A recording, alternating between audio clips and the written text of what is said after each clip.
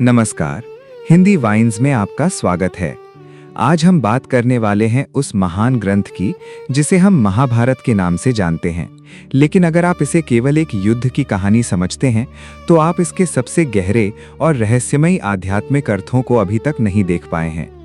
क्योंकि ये ग्रंथ वास्तव में मानव मन, आत्मा, कर्म और जीवन के गहरे सत्यों को प्रतीकों और पात्रों के माध्यम से समझाने की एक अद्भुत कोशिश है। सबसे पहला और सबसे महत्वपूर्ण आध्यात्मिक संदेश ये है कि कुरुक्षेत्र का युद्ध बाहर नहीं बल्कि हमारे अंदर चल रहा है, क्योंकि पांडव हमारे अंदर के सत्य, धैर्य और धर्म का प्रतीक हैं, जबकि कौरव हमारे अंदर के लोभ, क्रोध, अहंकार और नकारात्मक विचारों का प्रतिनिधित्व करते हैं। और जब भी हम जीवन में कोई निर्णय लेते हैं, चाहे वो छोटा हो या बड़ा, हम वास्तव में इस आंतरिक युद्ध में किसी एक पक्ष को मजबूत कर रहे होते हैं। इसलिए ये समझना बहुत जरूरी है कि असली जीत बाहरी दुनिया में नहीं बल्कि अपने मन और अपने स्वभाव पर नियंत्रण पाने में है। दूसरा गहरा संदेश हमें युधिष्ठिर के जीवन से मिलता है, जो हमें ये सिखाता है कि धर्म हमेशा सीधा और स्पष्ट नहीं होता,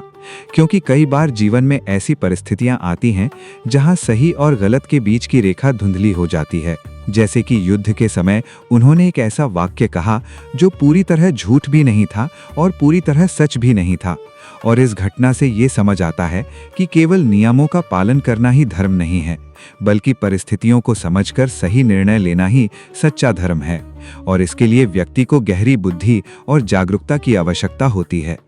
तीसरा और सबसे प्रसिद्ध संदेश हमें कृष्ण द्वारा दिए गए भगवद गीता के उपदेशों से मिलता है, जहां वो अर्जुन को ये समझाते हैं कि मनुष्य को अपने कर्तव्य का पालन पूरी निष्ठा और समर्पण के साथ करना चाहिए, लेकिन उसे अपने कर्मों के फल के प्रति आसक्त नहीं होना चाहिए, क्योंकि जब हम परिणाम से जुड़ जाते हैं तो हमारे अंदर डर, चिंता और अस्थिरता पैदा होती है। जबकि जब हम केवल कर्म पर ध्यान देते हैं और परिणाम को ईश्वर या समय पर छोड़ देते हैं, तब हमारे अंदर शांति और संतुलन उत्पन्न होता है, जो कि सच्ची आध्यात्मिकता का आधार है। चौथा संदेश हमें दुर्योधन के चरित्र से मिलता है, जो ये दिखाता है कि अहंकार किस तरह एक व्यक्ति को सत्य से दूर कर देता है। क्योंकि उसे ये पता था कि वो गलत है, फिर भी उसने अपने अहंकार के कारण अपने निर्णय नहीं बदले, और यही कारण था कि अंत में उसका विनाश हुआ। और इस घटना से हमें ये सीख मिलती है कि जीवन में सबसे बड़ा शत्रु कोई बाहरी व्यक्ति नहीं बल्कि हमारा अपना अहंकार है, जो हमें सीखने, बदलने और आगे बढ़ने से रोकता है। पांचवा आध्यात्मिक संदेश ये है कि जीवन केवल घटनाओं का एक क्रम नहीं है, बल्कि ये एक दिव्य लीला है, जहां कृष्ण हर घटना के पीछे एक गहरी योजना का संकेत देते हैं। क्योंकि कई बार हमें जीवन में ऐसी परिस्थितियां मिलती हैं जो हमें अन्यायपूर्ण या समझ से परे लगती हैं, लेकिन जब हम उन्हें एक बड़े दृष्टिकोण से देखते हैं तो हमें एहसास होता है कि हर घटना का एक उद्देश्य है, और ये विश्वास हमें कठिन समय में भी स्थिर रहने की शक्ति देता है। छठा संदेश अर्जुन के माध्यम से मिलता है, जब वो युद्ध से भागना चाहते हैं और सोचते हैं कि ये अधिक आध्यात्मिक होगा, लेकिन कृष्ण उन्हें ये समझाते हैं कि अपने कर्तव्यों से भागना आध्यात्मिकता नहीं है, बल्कि अपने कर्तव्यों का पालन करना, चाहे वो कितना ही कठिन क्यों ना हो, सच्चा धर्म है।